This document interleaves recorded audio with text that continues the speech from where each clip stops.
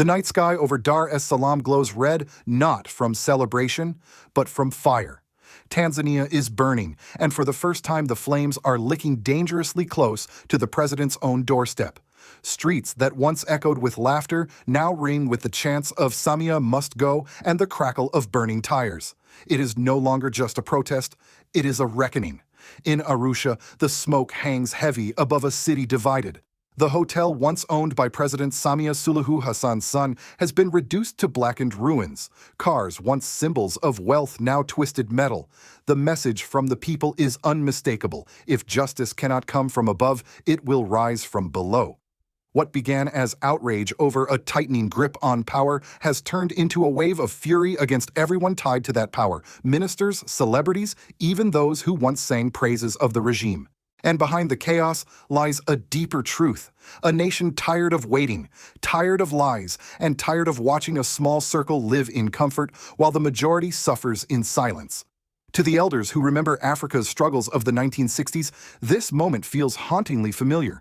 The smell of rebellion, the sound of courage, the question of survival. How did Tanzania, once called an oasis of peace, reach this boiling point?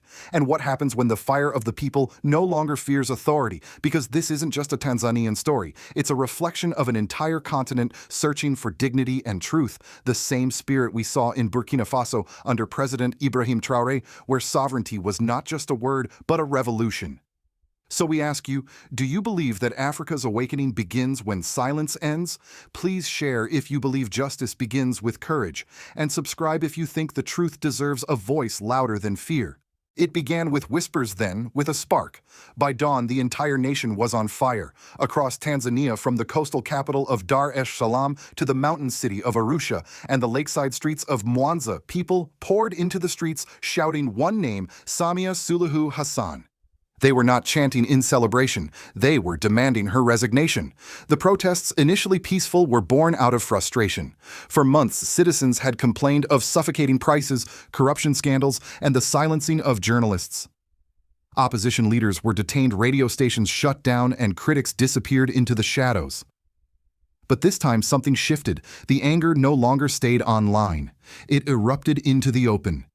In Dar es Salaam, young men dragged barricades across main roads, using metal gates and burning tires to block police trucks.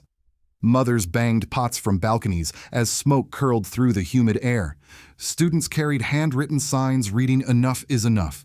When the first tear gas canisters were fired, the crowd scattered, only to regroup stronger and louder. Then came the moment that changed everything. In Arusha, protesters surrounded the luxury hotel belonging to Abdul Samir Hassan, the president's son.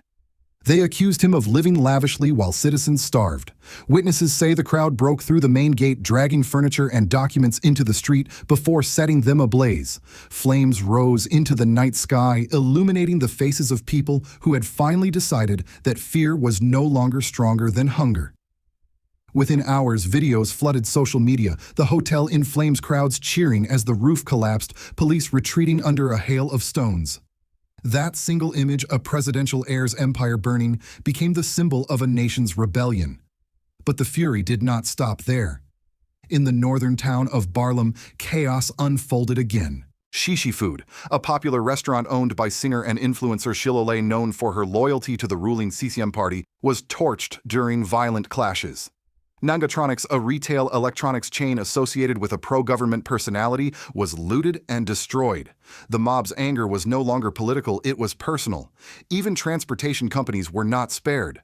Esther Coach Company, owned by the Minister of Finance Moulin Chamber, saw its fleet of buses reduced to ash. Locals described the fires as justice burning through corruption. By the second day, nearly every city reported street closures, blackouts, and disrupted internet.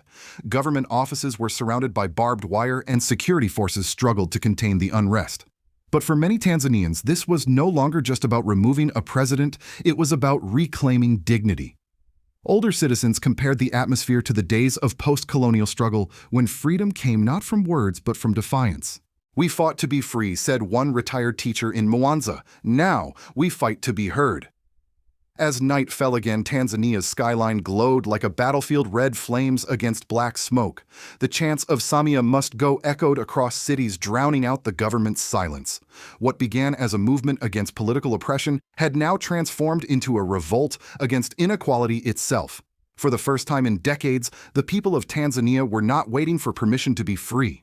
They were taking it in the streets through fire, through fear, through courage. And as the world began to take notice, one question remained unanswered. Could the government survive the very fire it had ignited? By the third day, Tanzania was no longer a nation in protest, it was a nation in revolt. The anger that once targeted politicians had found new faces: singers, influencers, businessmen, and socialites.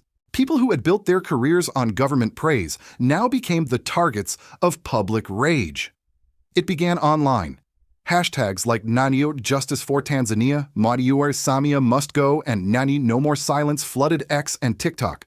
The comment sections of once celebrated artists turned into digital battlefields. Diamond Platnumz, the king of Tanzanian pop music, saw thousands of fans unfollow him within hours. Harmonize Zuchu and other musicians aligned with the ruling CCM party faced the same fate.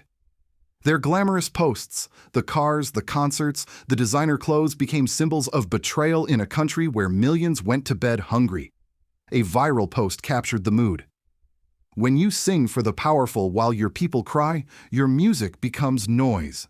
Under pressure, celebrities began deleting their old campaign videos. Some issued apologies, others went silent. But for the people, it was too late. "You helped them lie to us," one protester shouted in Dar es Salaam. "Now you will face the same heat." The rage spilled back into the streets. Crowds stormed homes of CCM officials, forcing their families to flee under police escort. Reporters described scenes of chaos, tear gas mixing with smoke-armored trucks, retreating as civilians shouted hockey justice in Barlam, where the famous restaurant Shishi Food had already been burned. Mobs gathered again.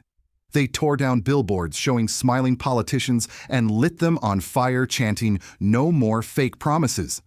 The sky turned orange with reflection from the flames, while gunshots cracked in the distance.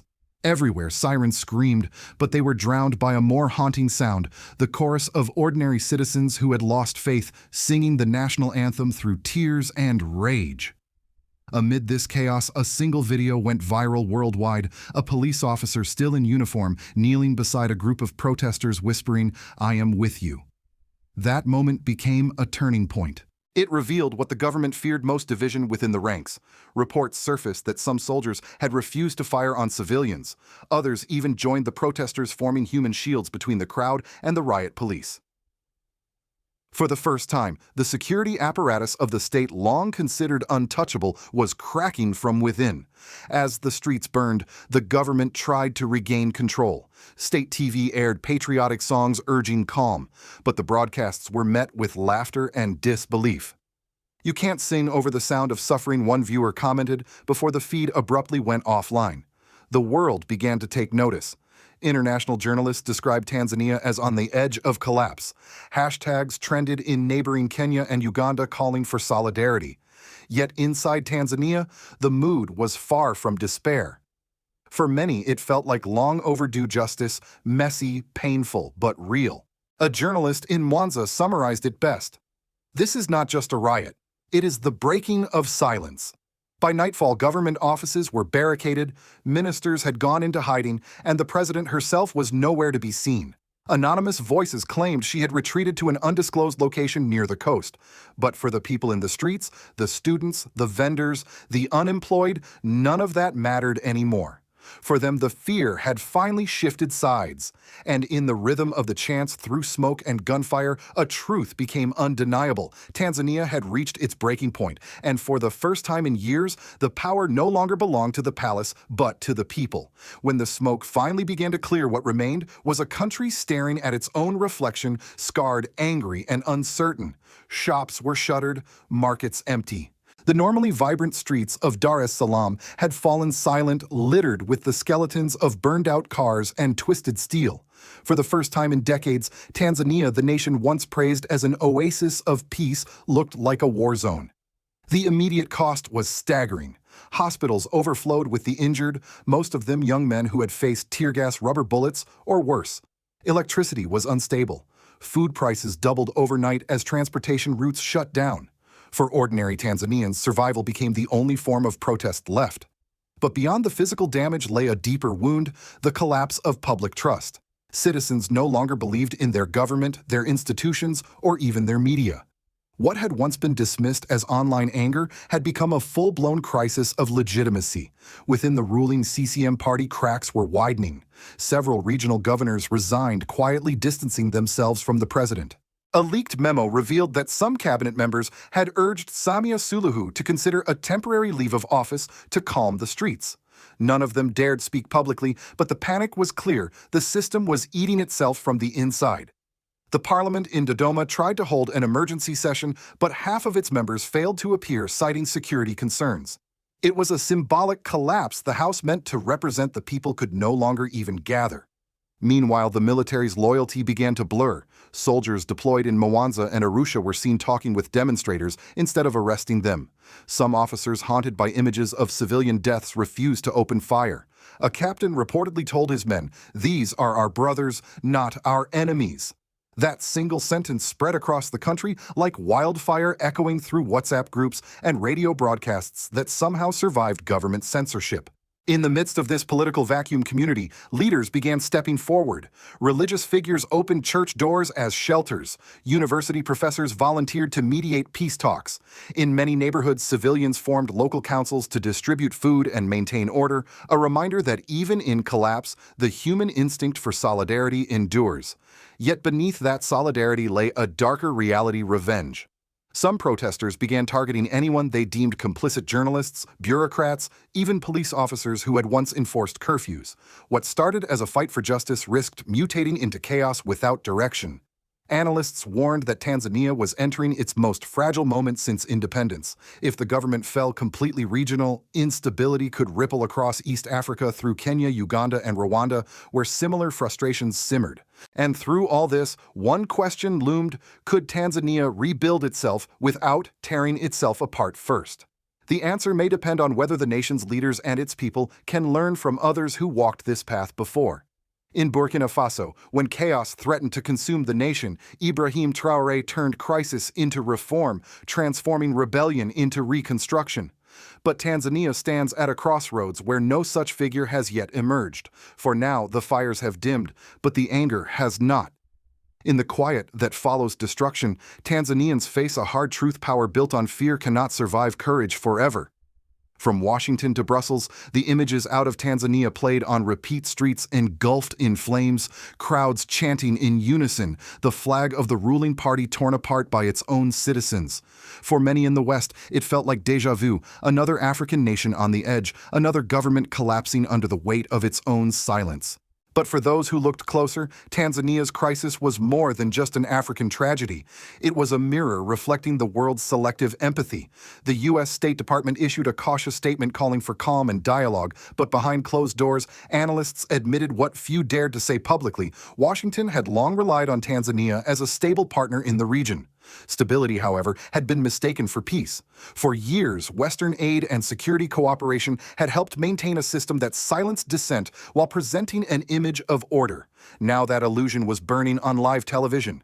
European headlines framed the events as youth unrest or economic frustration, missing the heart of the story: a generation demanding dignity in a system that treated them as statistics.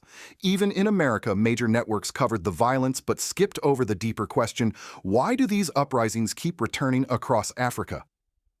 The truth is uncomfortable.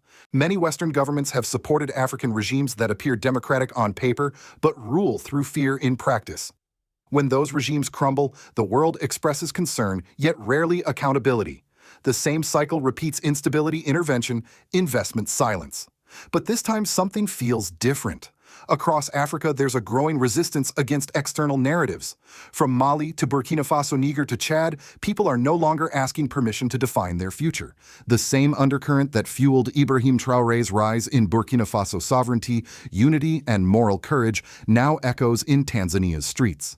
In African think tanks and universities, scholars call it the Age of the Awakening. Young people once seen as apathetic now see through the polished speeches and foreign aid promises. They are reclaiming not just political power, but psychological freedom, the belief that Africa's problems will not be solved by outsiders, but by Africans themselves. Even within the United States, members of the African diaspora are paying attention. From Atlanta to Chicago, community leaders have begun holding forums discussing Tanzania's unrest in the context of global justice. This isn't just about one president, said a Pan-African activist during a recent gathering. It's about breaking free from systems that pretend to help while holding us down.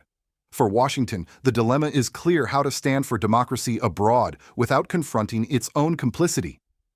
The images of Tanzanian soldiers standing beside protesters struck a deep chord, a reminder that power when faced with conscience is fragile everywhere. And as the dust settles, one lesson grows impossible to ignore. Africa is no longer asking the world to save it. It is asking the world to listen. The fires in Tanzania may one day fade, but their meaning will not. Because what burned in those streets was not only anger, it was illusion.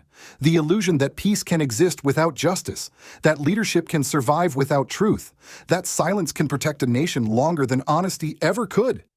In the ruins of Arusha, amid the ashes of the hotel once owned by the president's son, a small group of young people began planting trees.